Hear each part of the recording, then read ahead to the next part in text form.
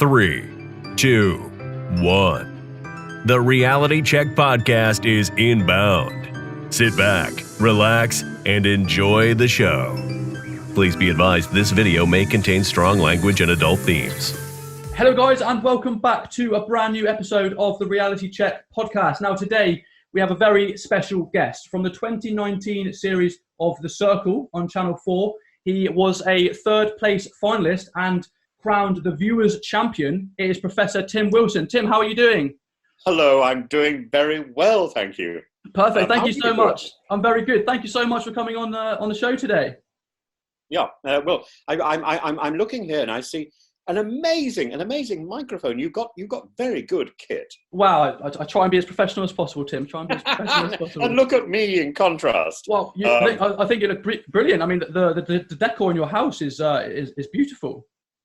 Well, almost all the pictures that you can see around me were done by me, and really, my partners will finish these pictures, and each one takes about a month or so, and they're all linked to a project I've been working on for about 20 years, which is to bring to life the artwork of Edward Lear, the man who wrote The Owl and the Pussycat. So I'm still working on that. I've now started some YouTube films where I recite limericks, and I've illustrated them with a sort of Pollock's theatre, a wow. toy theatre. So that's filling up a lot. And Edward Lear's birthday is coming up very soon. Not only Edward Lear's birthday. So is yours. Well, oddly, we share the same day. How do you know that? You're very well informed. I've done my research. It's next week, isn't it? It is, yes. You, there I am, busy trying to drop hints, and you've already got there. I already know, Tim. Are you looking forward to spending your birthday in lockdown? Well, I normally do, I think. So it tends to be a day that goes by without very much observation, but this year, who knows? Who knows? I mean, speaking of lockdown, how are you finding everything? I mean, obviously it's a very, very strange time for the country. I'm sure, like, you've experienced many things in your time, but is this it must be a unique experience, even for yourself. Very odd, because suddenly I find everybody's in lockdown, not just me. I love the idea of being alone and working on my own. I mean, it's what I've spent most of my life doing. But I've always taken the view that you spend time on your own, and then you go out into the oh look, the clock's striking. Then that's because Big Ben isn't there, and I've got to make as big a noise to compensate. You go out into isolation, and you do your work, and then that's because you want to come back into the public view. Yeah. And sort of show it off. If you want to sort of take a theological analysis, which of course is my other work, you go into the desert and then you come back into the marketplace like a Buddhist or like early Christians. That's where monasticism comes from. Yeah.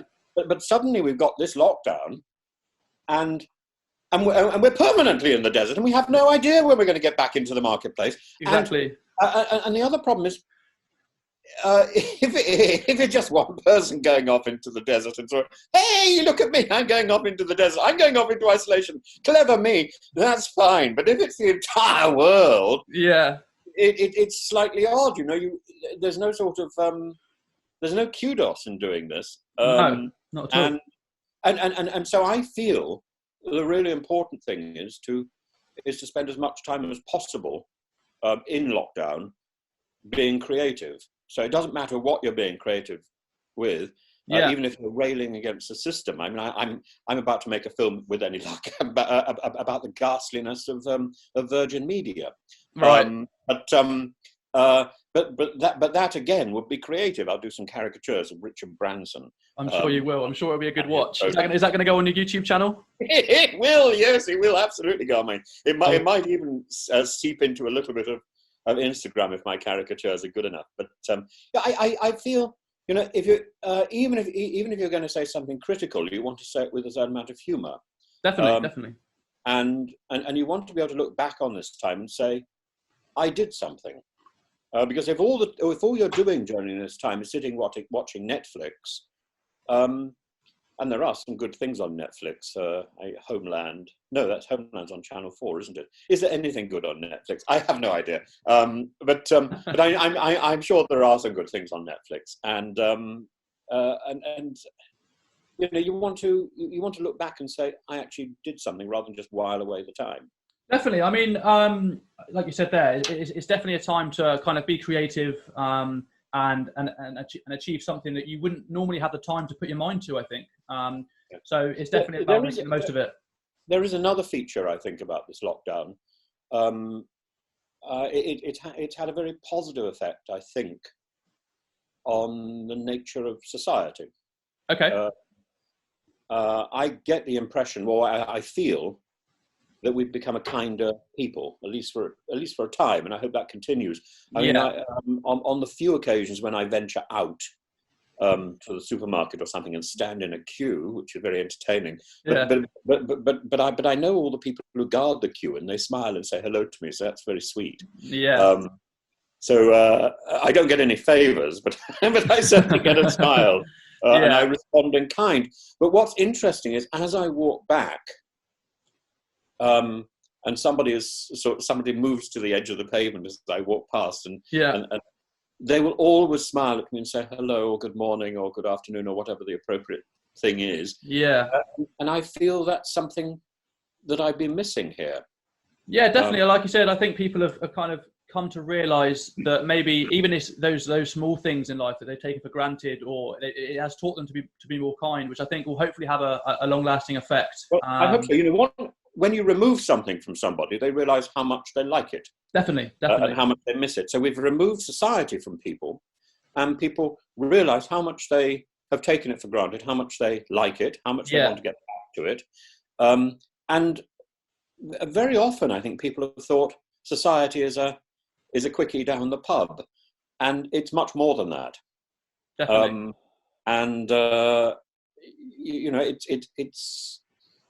It's having time for anybody. Definitely. And I've always felt that if somebody stops me, certainly since the circle, I felt that if somebody stops me in the street, I must make time for them, because I would feel so privileged if somebody that I'd seen on the telly stopped and said hello to me. I mean, I'm terribly starstruck in real life. And for example, I went to the theatre. In those bygone days when you could. Yeah. I went to the theatre just before Christmas, and we got all that sort of airport security to get into the theatre, and it was quite a big show. And Rylan was in it, and I'd just seen him just before I went into the show, or just after, I can't remember. So I was really going to support him, and Rylan, I can't remember his other name, the fellow with the teeth. Rylan Clark. Yeah, there we are. And I got through airport security, and I was sort of a bit bored. And I had I had a little conversation with people who turned out to be dancing on ice, which I've never seen. And they thought I would be very good on it. I told them I would scream, and they said, "Great, Tilly." Definitely, great. Tim, I would pay to watch you do dancing on ice. That'd be a great watch. Well, who knows? One day. Anyway, the professionals seem to think that I might make the grade, and then I sort of retreated, and I found myself sort of lolling around. I was actually waiting for another person from the circle called Freddie, and he was late, and then I saw these two children coming through airport security on their own, and they were terribly small. They were about 2 and 3 years old, and they were dressed up to the nines, and they seemed to be abandoned. They seemed to be sort of lost. They'd clearly come through the security systems before their parents or grandparents or whoever they were with. And so I knelt down, and the little girl was looking so miserable. And I said to her, "What are you doing? What a pretty dress," and all that sort of stuff. And then her brother wanted to get in on the act. And, right. "What do you think of me?" And I think you look spectacular, sir. And then this character came up behind me in a huge ball gown. And she said, "Oh, I saw you on the television." And I looked up, and I thought, I sort of recognise this person, but I have no idea who you are. She said, "It's me, it's Vanessa Feltz. Really? These are my grandchildren." Oh, wow. And I thought, here I am stealing Vanessa Feltz's grandchildren. I'm on my knees in front of a telly icon. And Wow. I was mute. I was so starstruck. I bet that doesn't happen very often. I was left with a noise. Perfect. I mean, like you said, you've touched on the circle there. I mean, like I said, where I know you from and where I think a lot of people will now recognise you from is the TV show The Circle. Now, for the people who haven't seen it, how would you describe it? I mean, I would describe it. It's obviously a game show kind of social experiment where you're all in different apartments in a tower. Yes. And the only form of communication is via The Circle, which is a kind of like a social media app on a television screens that are placed around the house, and you tell the TV what to write, and it basically types their messages. Is that correct? Absolutely. It's all magical. Yeah. Perfect. So, I mean, it had difficulties with some of my messages because I wanted to lapse into other languages and it couldn't deal with those. You're smarter. You were smarter than The Circle.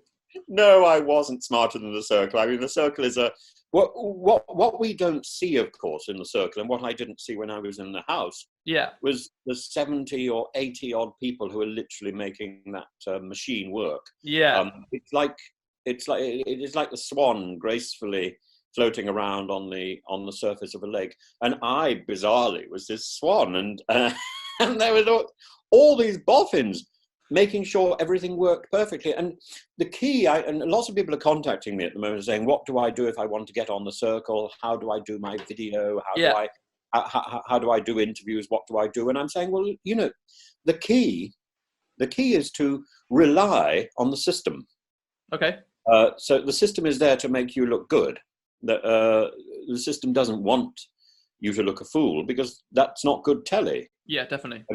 Good telly is where you are the best you can be. Certainly. And where you are a credible threat to somebody else, because it's a game. It is a game, exactly. So you want to rely on being the best you can be. So if you want to apply for The Circle, you need to be you, but you need to be conscious of who you are and conscious of how good you can be in, let's say, in a crisis, but also in all ordinary life. So you want to take ordinary life and make it bigger.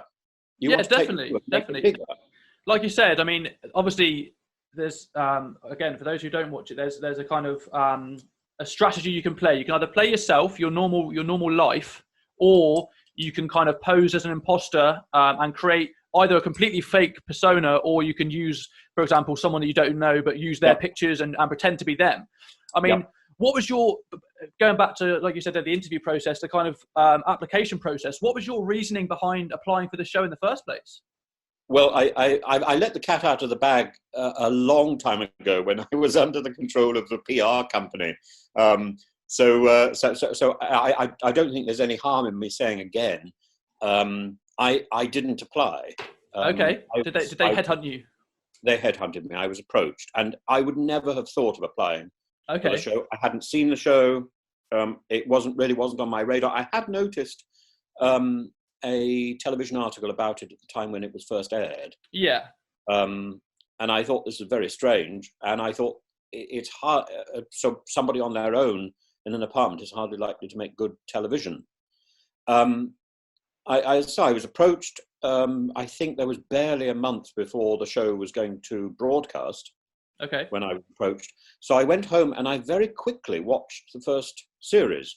Okay. And what did you think? And I was astonished at how good it was. And how essentially and sort of innately kind it seemed to be, in contrast to the things which I'd seen.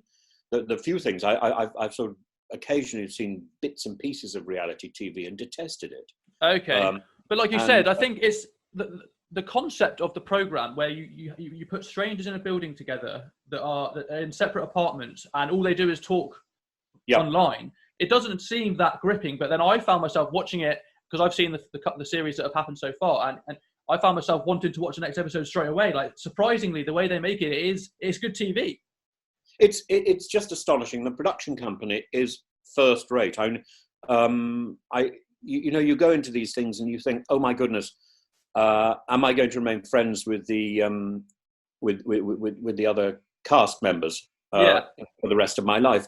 Well, the answer probably is yes, because you've shared an extraordinary experience with them, but you're also going to have these friendships with the people in the crew who have looked after you so incredibly well. Definitely. And if you want a holiday in heaven, the Circle is definitely an option that you could that you could have. I felt so wonderful in there. Did you enjoy it? You enjoyed your time in there? Yeah, enormously. Perfect. I mean, you touched on just there about the friends that you've had for life in the crew, and also the other contestants. I mean, from my viewing standpoint of watching the program, you seemed exceptionally close with Woody, and I picked up a friendship with Georgina as well. Yeah. How was it? How was it to speak to those two? I mean, in the actual filming of it, did they come across as genuine as it looked? Absolutely. I mean, Woody at the moment is in New Zealand, and we're hoping he's coming back soon. Okay. But we keep in contact, and that's lovely. He's a wonderful wonderful fellow. And he does come across that way. He comes across as a very kind of down to. Obviously, for people who don't know, Woody is I think he's similar my age. I think he's 22, maybe. No.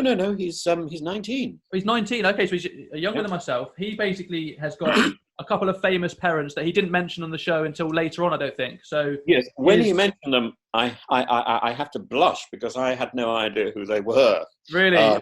And I even got his mother confused. I knew of his mother's father, so his grandfather. Okay. But I even got him confused with Michael Ball, which is just embarrassing. So his mum is Zoe Ball, and his dad is Fatboy Slim. So people of my generation, the kind of that music's pretty big. So when he was cast on the show, people might have thought he maybe had this kind of arrogant persona of I've got famous parents, but he definitely came across as a very grounded young man.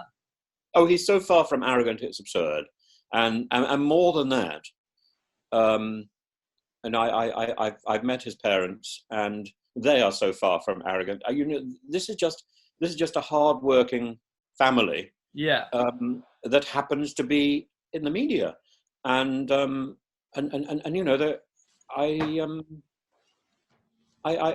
treasure that link, and it's that's wonderful. The other link there's two other people who I think may surprise you, who I've become very close to. Okay. One is Jan, who wasn't in the program for very long, but she was such a blast of fresh air and so wonderful to meet. And what's extraordinary was the Jan that I saw in the show. Yeah. The Jan that I saw on the social media platform and on the Circle platform was not the Jan I met. So this platform doesn't necessarily give you, even when it tries to, it doesn't necessarily give you a very good image of who the person is. So I have no interest in banter, full stop. Okay. So certainly not tired banter that I've seen again. I would call that cliche. Right. And I would call that boring. And a lot of people seem to find that funny. And well, probably my response to it is funny, but I'm just bored out of my mind. I mean, the red and blue egg thing just bored the pants off me. Yeah. And so I was always trying to look beyond the nonsense to see if there was a real character beyond there. Yeah, I mean, obviously, like you said, you're in this apartment by yourself. I mean, you had your cat with you, didn't you? I did. I have two cats, and the cat I really wanted to take is just too old and frail, and she's how are they both? Are they both still okay? Oh well, he's as irritating as ever. He just sits on the old cat's head. So I guess you had I'd say a slight advantage in the fact that you did have a companion with you. Yeah, absolutely. I mean, other people, like you said, you had your cat with you. Other people were just by themselves. But how did you pass the time? I mean, it sounds pretty similar to the kind of lockdown we're in now, in the fact that you were in an apartment by yourself and you had your cat. But like, how did you pass the time throughout the day? I did a huge amount of drawing. I saw drawing as the way to identify who was real and who was not. If I could draw somebody, I felt that they were probably real. If I couldn't draw somebody, I felt they were fake. Yeah. So the only time when that failed was with Joyce, who I just loved the personality of Joyce so much. I drew her beautifully. She wasn't real. I also knew she wasn't real. Okay. So that was a that was a complete disaster from the point of view of that sort of game plan. Otherwise, for example, Sammy. I kept drawing Sammy, and what came out was a sort of icon of the Virgin and Child. And as I pointed out, I don't know whether it was broadcast because I've only seen 4 episodes. But I pointed out, well, when I first saw the picture of Sammy, I said, well, mother and child, that's worked for 2,000 years. I was going to say the other person who I've become very close to is James. And what again you wouldn't know from the programme was, although we had this sort of rivalry, and it was very much sort of OK Corral moment at the end of the show, I think. Certainly. Forces of good and the forces of bad. It was like Star Wars played in an apartment block in Manchester. I thankfully I was. I had not gone over to the dark side. Feel the force, and in fact, there was a moment in the show where I tried to get Woody to feel the force, and he said, "Oh, there's hairs coming up on my goosebumps." So he did feel the force because when you're alone, you have a greater sense of this sort of non-verbal communication, which can reach beyond sort of obvious language and beyond space. And I felt we did have a communication there. But yeah, Sammy James, just wonderful man. He was playing a really difficult part. He was playing a pantomime villain, and he had a lot of. I mean, he had a difficult time afterwards because he actually had death threats, which is absurd. Yeah, that's the bad side of it, or the kind of the media that get involved in this kind of stuff. For the viewers who don't know, so James was playing Sammy. He wasn't playing himself. He was playing Sammy, who was a single mum, and that was a personality he was playing. So obviously he was like catfishing. He was pretending to be someone else, whereas Tim was being himself. And people then kind of think that is that the right way to play the game? But at the end of the day, it's a game, isn't it? It's a game show. Absolutely. Now, I think James threw himself. If I have any advice for James, if we could turn the clock back and I was able to sort of get into his apartment and give him some advice, I mean, if there were another series, I would love the opportunity to drop into the apartments and give people advice without letting on, any element of the game. I'd like to come in, maybe as Mrs. Doubtfire or something. Oh, look, hello, dear. I've read an article before where you've described yourself as a cross. Was it a cross between Santa and Mrs. Doubtfire? Now that's brilliant. I have no idea. I don't know where you read that, but yeah, that would make perfect sense, I suppose. I've been mistaken for both. I remember once having to flee into a Greek version of McDonald's because I was being pursued by about 80 girls from an American school who thought I was Robin Williams. Wow, that's an amazing comparison. He was an amazing character, an amazing man. He's just wonderful. I thought I am determined to make a video at some point of me watching Mrs. Doubtfire. I'm afraid I find it very difficult to keep quiet when I watch that film. I think miles along, so it's sort of lip sync opportunity, really, or just simply switch the sound off. And I'll continue because what he does is so brilliant because he takes Maggie Smith. You know Maggie Smith in the prime of Miss Jean Brodie, that sort of film from the early 60s, I think. Okay. Where she is, I'm in my prime, and then there's a girl who actually blows the whistle on her because she's an appalling teacher, right? And you say assassin, and she's got this Morningside Edinburgh accent, it's a very posh Edinburgh accent, and she got it from a lady. And she rang the lady up and said, I'd like to talk to you about your accent because I understand you have a very interesting Scottish accent. A Scottish accent? I don't have a Scottish accent at all. I speak good English. And that's the accent that she picked up, and it's wonderful. And then she does it again, of course, as Professor McGonagall. McGonagall, yes. And Are you a fan of Harry Potter? Well, as I sit this way, I'm looking at all the Harry Potter editions, and one of them is in Turkish. But no, You're not a fan. I think the books are extraordinarily formulaic. Okay. They're such a good read. Yeah, very much so. And the films, there was a point in the films where I just thought they were spectacular. Yeah. And then I thought they went off, and I thought the first film was not as good as Lord of the Rings, which came out with. Okay. Are you a big Lord of the Rings fan? I'm a big Lord of the Rings fan. I'm a big Lord of the Rings fan. Which one's the best? What, in terms of the films? In the films, yeah, out of the 3 films. Oh, I think The Two Towers. Yeah, spot on. Classic film. Well, I think I would put it probably in my top 3 films of all time. I think it is. I think it's up there with The Sound of Music and Mary Poppins. Okay. If it had Julie Andrews in it as Galadriel, that would make it a sort of hat trick, wouldn't it? Then you would know. If you want to make a good film, you need to have Julie Andrews in it. In this case, you just have Thingamy doing Smeargol, and then CGI. So either Julie Andrews or really good CGI. Yeah, very, very good film. Okay, I mean, moving slightly on from the circle, you came 3rd and you were voted the viewers' champion. Yes, none of that was expected. Okay, was it a surprise? Yeah. I think I mean, I don't say I predicted that, but I thought you would, because you came across so well on the TV. From my point of view, you came across so well on the TV as such a genuine, like, caring, kind man. I think it was very suitable that you won the viewers' champion, because there was a lot of times in the series where you were carrying, in my opinion, you were carrying the show. Like the clips of you were the watching points for me. So I'm really grateful to the audience. But as I say, it was a surprise to me. I was asked why would I like to be in the final, and I think the expectation was because I want the money. I really didn't want the money.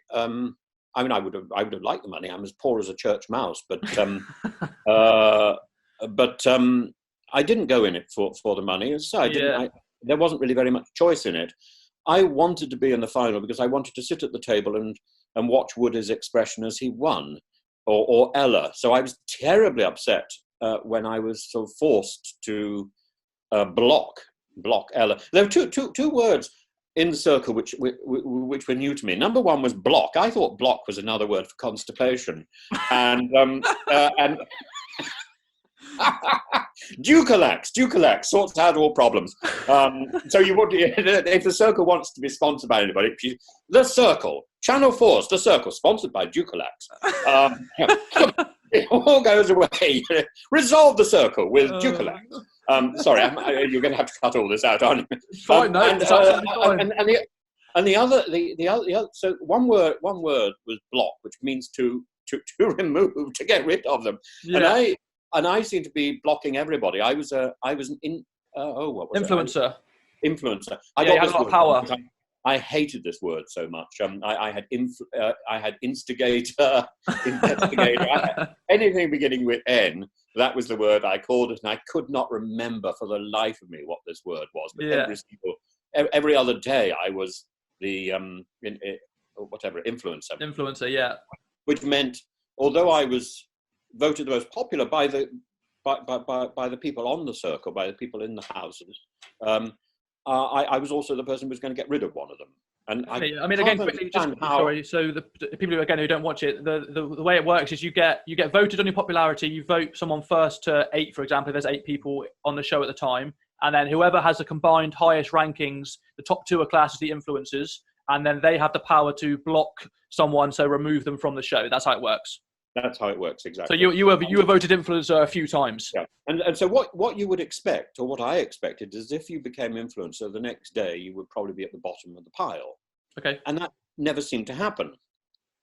So I was constantly in the influencing room with another person who I couldn't see and having this conversation.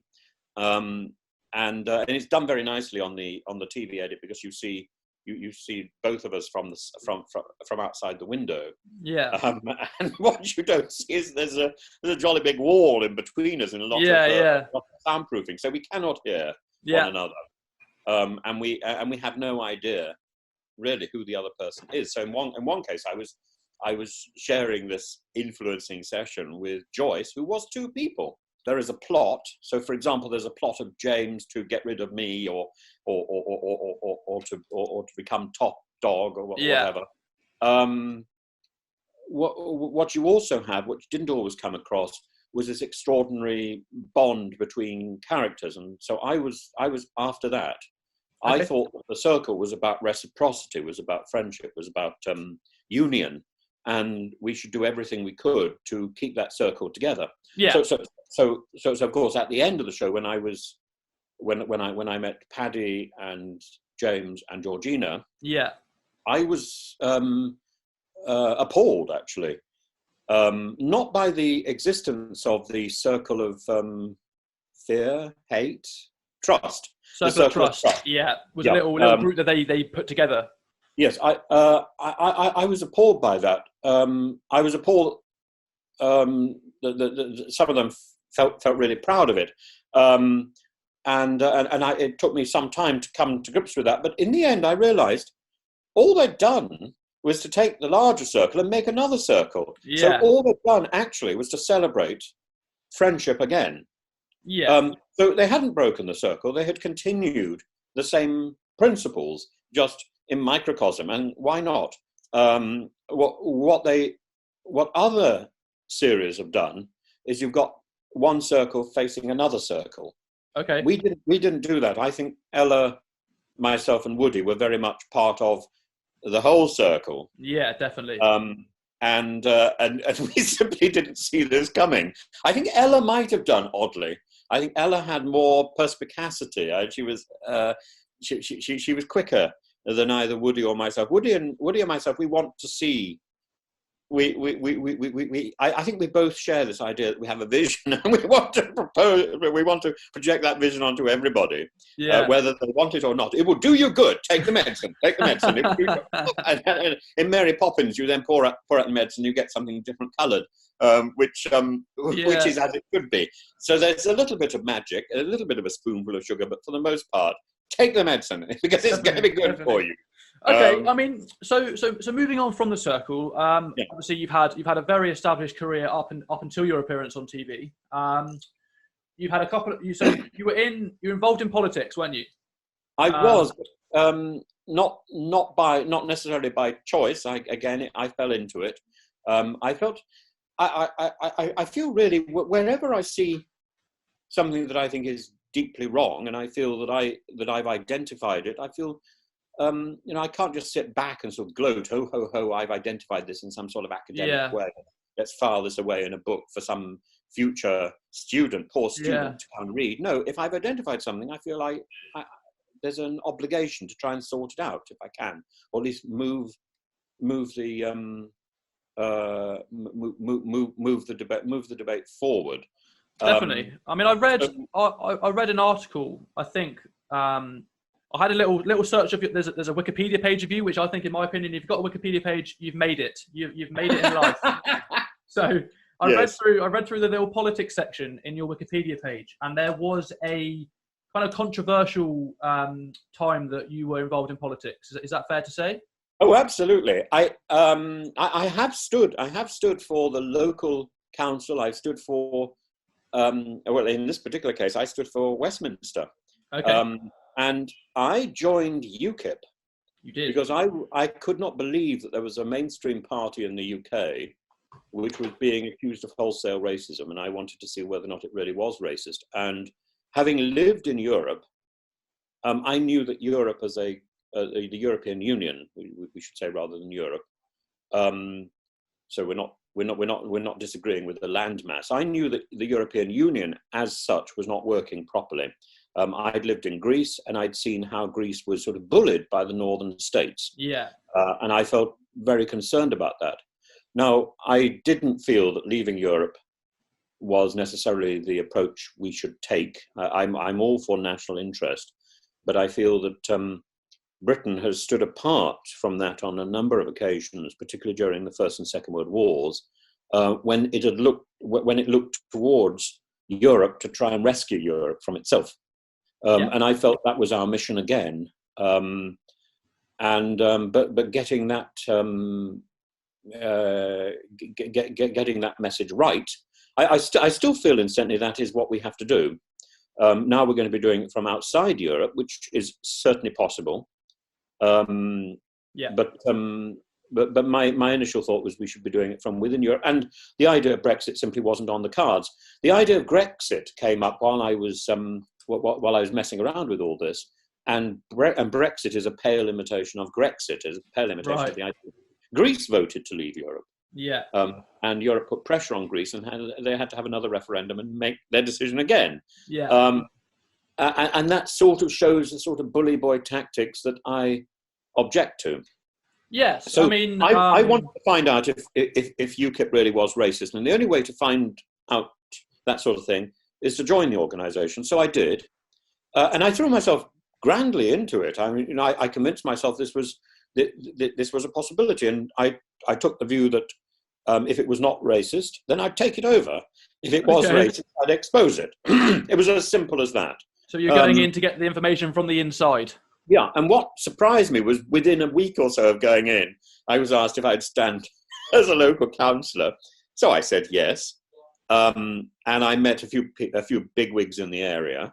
Yep. And then within about 2 weeks of that, I was asked if I would take on a Westminster seat, and I thought, my goodness, this is extraordinarily fast. Yeah. I went up for a day's induction, I think somewhere near Manchester, and that was fascinating. I was asked pointedly whether or not I belonged to the BNP and something else, National Front. Yeah. And I thought, that's very hard. And then I was up against a lady called Andrea Leadsom. Now, I'd met her once or twice because I'd taken umbrage at the way the Home Office has dealt with student visas for foreigners. And it seems to me to be very duplicitous, very cack-handed, very unfair. It hasn't changed. So I came across Andrea Leadsom and Mrs. May at about the same time. So I was delighted to run up against Andrea Leadsom and to compete with her for her seat. But at about the same time, I thought, what can somebody whose background is theology bring to some national debate? So I contacted everybody I could find who had an Islamic background. Right. And among them was a fellow up in Scotland, Humza Yousaf. And at about the same time, Humza Yousaf did a radio broadcast with the UKIP MEP, David Coburn. Yes. Who's a strange man, walks around in a kilt. Right. And he's gay. And he seems to like making inappropriate jokes. So Humza was late, and Humza's a wonderful man. He was at the time he was the Minister for Europe in the Scottish National Party. You know, we won't hold the Scottish National Party against him at all. But just a delightful and charming man, urbane. He went to Saudi Arabia in a kilt. I thought that was spectacular. Shows that amount of chutzpah. And he was very much. He was presented to me very much as Nicola Sturgeon's right-hand man. And so he was late. He was busy doing something, as you must if you're a minister. Yep. And the interviewer said on air, "So, Mr. Coburn, do you know where your where Humza Yousaf is?" And Coburn said, "Humza Yousaf, or as I would say, Abu Hamza." And Abu Hamza is a terrorist with no hands who's in prison in New York. Yes, a convicted terrorist for terrorist offences. Now, you don't confuse a minister for the Crown with a convicted terrorist simply 100%. Because there's simply because you want to make fun of somebody's name because it doesn't sound Anglo-Saxon. Yeah. This is racist. Yep. It doesn't matter whether you're saying it as a joke. It is fundamentally racist. And I called him out on this. Nothing was done. I think Humza telephoned me or the other way around. I can't remember. And said, what are you going to do? And I said, well, I think the only thing I can do is resign. Now, I think I resigned too soon because the election campaign hadn't really got underway.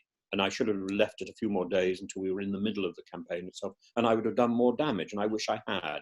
Because I also read that obviously Nigel Farage, very well-known character, he was questioned about it as well, and he played it off as a joke that it was just a joke, get over it. And yes, it's just a joke. Yeah, which I think was another reason why he's received a lot of backlash. I'm not huge on politics, but if someone asked me about politics, one of the main people I would say is Nigel Farage, because he's known for being racist. No, he's not a racist, and this is the fundamental difference, and this is where I've struggled for some time. Nigel Farage is probably one of the most inspiring rhetoricians. He's probably one of the best speakers in the UK. Okay, and he's up there with Boris Johnson. He's definitely following in the footsteps of people like Michael Foot and Tony Benn. So many of the really good speakers that we've had over the last 50 years have been on the left rather than on the right. Yeah. But Farish is definitely one of those. Now, he's perhaps a very good speaker because he has a very limited remit. So he basically talks out the same ideas again and again. I do not think he's a racist in any way. Okay. However, I don't think he takes. I think in an attempt to defend Coburn, I think he didn't take it seriously enough. Okay. Do you think he could have just handled it better? Yes. Effectively, what he did was to endorse racism because it seemed that it would go away. I think he and his cronies thought that I was somebody who could be sort of put to bed and stamped on. But here you are today, Tim. Here I am today, and I will blow the whistle when I think there's abuse. I would hate to be in the position of Humza. I think there was you just don't make those sort of personal attacks on somebody, even if they're in politics. It's not acceptable, and you don't make attacks on people's names. Yeah, definitely. It shows. It shows a lack of respect, and you certainly don't mock the name of Her Majesty's representative, whoever that happens to be, whether that's the leader of the opposition. I would long to have mocked Mr. Corbyn, and I did. I made some little caricatures of him, but I don't mock his name. Yeah. I wouldn't take cheap jibes at people because their name seems unfamiliar, or because they happen to be a different colour. This is just fundamentally racist, and not to recognise that was to endorse racism. So that's why you resigned. Yeah, I think the line I came out with you can't toss this off over a pint of beer, I would still stand by that. It's not. It's just shameful to think that this is the sort of thing. You think of the words you are using if you are in the public eye. Definitely. It was definitely a situation that shouldn't have been handled the way it was, but it's a situation that shouldn't have happened in the first place. So, move again. So I resigned, and therefore, for me, UKIP and any of the parties that follow that, for example, the Brexit Party, are tainted with the same problem. Yeah. Not that they are fundamentally racist, but that they endorse racism. Okay. And when we came to the referendum, that racist card was played, maybe not obviously, but it definitely was played, and it was uncomfortable, and it still makes me feel uncomfortable. But there are serious issues that needed to be debated about Europe. Yeah, that still need to be debated, but serious issues about where we need to take responsibility for sorting this out, not for just getting away. We can't just leave a problem. We have to fix it. That's what we have to do. If we blow a whistle, we take responsibility for fixing the problem. Definitely. Okay. Again, moving on from the politics side of things. Again, you, before becoming on the TV, on the public eye on the TV, you still are a professor. I am, yes. Perfect. So how long have you been doing this for? Oh God, I think about 5 years or something. I went out mostly to lecture, but and then I found myself made into a professor. I had a very entertaining induction, and I had to give a speech. Really, very little notice to the Senate in my university, and I thought it would be quite nice to draw sort of a big sort of parallel, a big metaphor, paint an image about the library as the beating heart of an institution. Yeah. My library is the beating heart of my house. Actually, maybe the Arga, but I think I like to think it's the library. In fact, I don't have a library. I just have books in every single. I have books in the loo. Really? As you should. I mean, what else are you going to do in there? I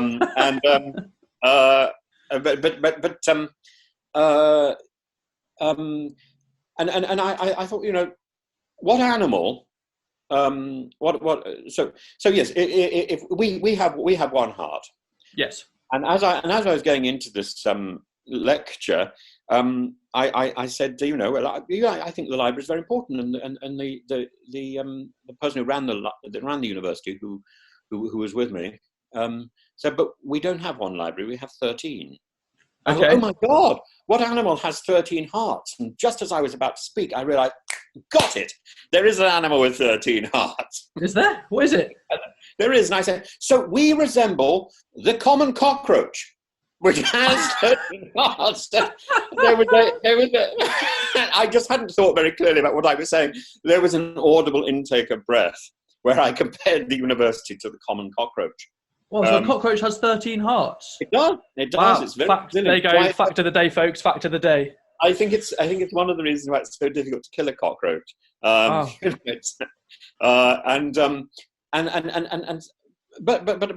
still think it's quite a good image. It's a little bit of a sort of a restoration type image. But it's great. It's elaborate, and it's about resilience. But equally, do you ever find one cockroach on its own? No, you find absolutely not. Community. So the university should be a community. We should aspire to be like the cockroach, to be resilient and to be in community. So yeah, I think it's a good image. But they are a bit smelly and unpleasant. I remember living in an apartment in the bottom of a block of flats in Greece. Which was overrun with cockroaches, and I had another cat at the time who would dice the cockroaches, catch them in the night, dice them, and leave them on my pillow in a little row. Right. All ready for me to eat for breakfast. Oh, lovely. I think I actually ate a cockroach in Thailand recently, and a scorpion. I wouldn't do it again though. No. Not a big fan. Okay, so what I've got is I sent a little poll out to a few people, a few groups of people to get a few questions for yourself. So I'm going to run through a few viewers' questions. Go on. Question number 1: where's your favourite place you've ever lived, and why? Well, I love Oxford, and I would go back to Oxford any day. I think it's become a little on the expensive side, and it is rather run over by ladies in North Oxford, but I still love the idea of Oxford. Otherwise, I love the places where I am. I love being in Greece, in Athens, bizarrely.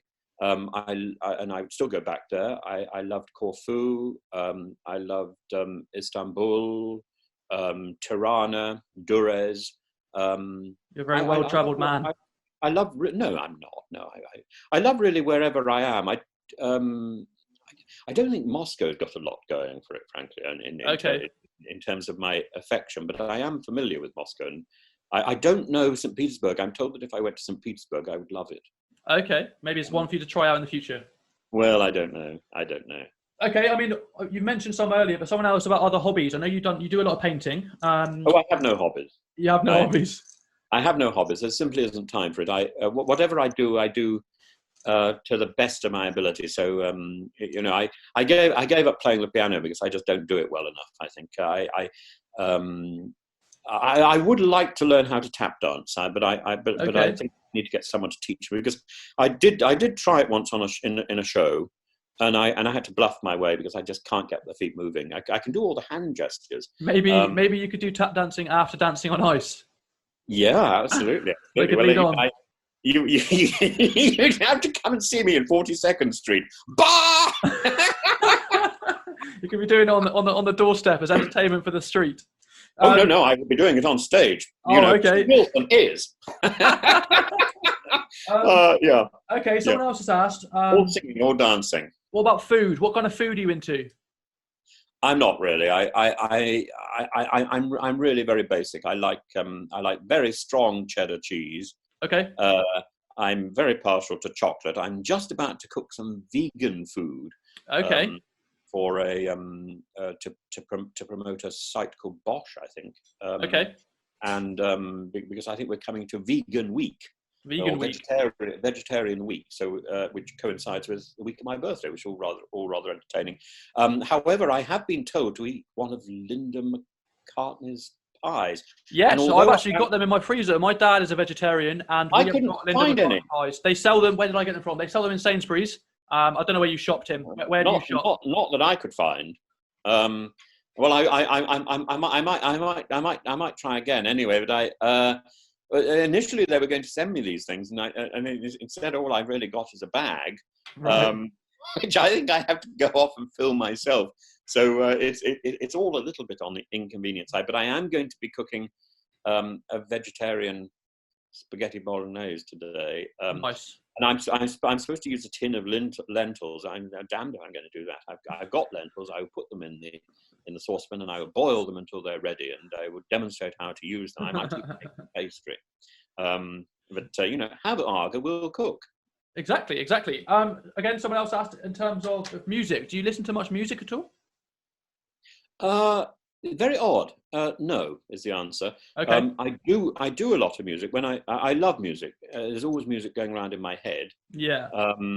I don't listen to background music. If I listen because I'm doing something. So when I animate, I tend to do it in silence, or I stick on an audio book. Yes. Every so often, when I lapse into sort of a stupor in sort of nonsense, yeah, I will put on a Broadway musical.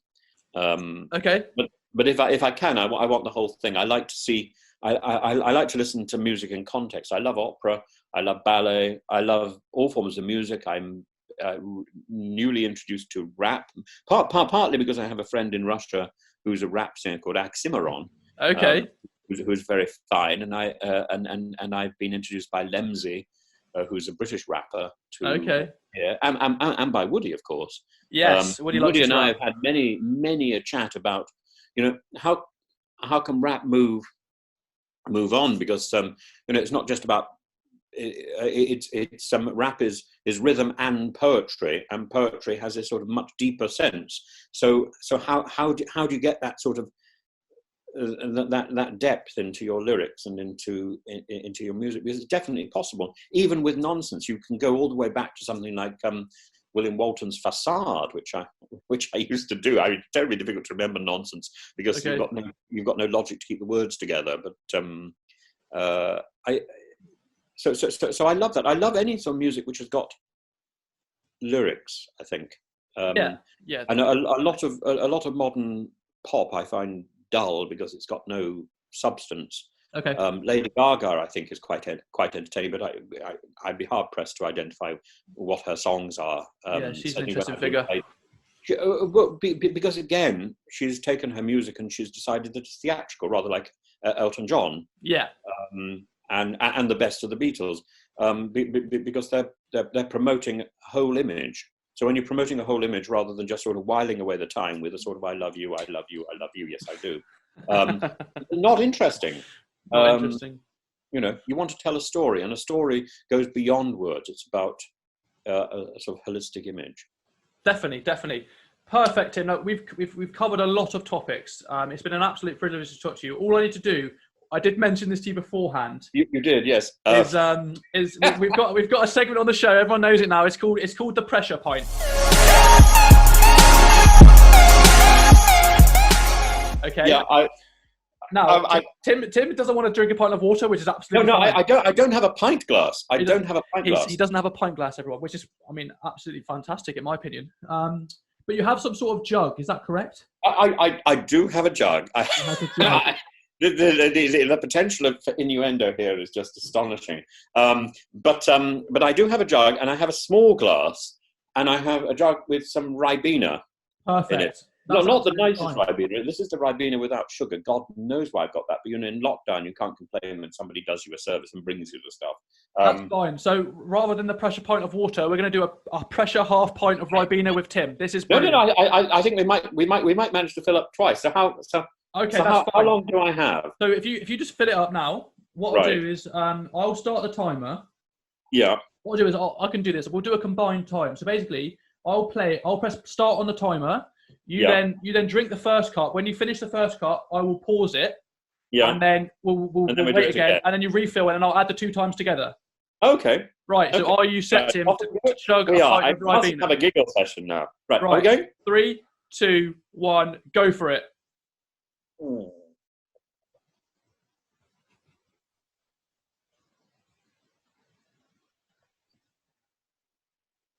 Perfect. Okay. So there's one done. We're halfway there. You're on 10.36. That's fine. Is that any good? That's fine. Absolutely fine. Now, well, I'm terribly competitive. Now we top up the Ribena glass. There we are. We're topped up again. We could pretend wine, couldn't we? We could pretend it's a glass of Merlot. There we are. Right. On 3, 3, 2, 1, go for it.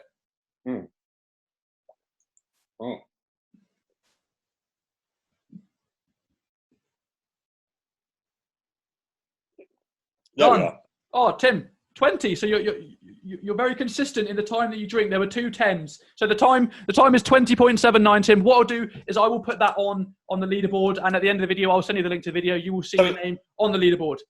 So this is a little bit like the car driving thing in Top Gear. Exactly. And at the end of the first 10 episodes, whoever has the guests on the show. So what I'll do is I'll put a leaderboard at the end, and whoever has the fastest time after the first 10 episodes is actually going to receive a pint glass with the Reality Check logo on. So I mean, you might not keep it because you don't keep pint glasses, Tim. Oh, I love a pint glass. I've not had one for some years. Brilliant. Well, listen, Tim, it's been an absolute pleasure. Thank you so much. Curtis, before you go on. How long is your hair? Oh, do you want to see the hair down? I really do. Tim, don't expose me like this. You can. Right. This is going to be the first time it's come out. Ready? Come on. Right, here we go. I've got to pull the hairband out. Yeah. I just had a shower, so it's wet as well. Oh, I'm so sorry. It's fine. Ready? Oh my goodness, that's impressive. That's impressive. It's also like looking at a lion. At the moment because I tried to dye it blonde, but it went a bit orange. Oh, don't worry. But yeah, there we go. So the hair is now down. But Tim, listen, it's been an absolute pleasure. Thank you so much for coming on the show. It's been a joy. It's brilliant. We must do this again at some point. 100%, Tim. I'll send you the link for this video. But guys, if you could like and share the video, subscribe to the channel. It's been an absolute pleasure, Tim. I'll speak to everyone soon.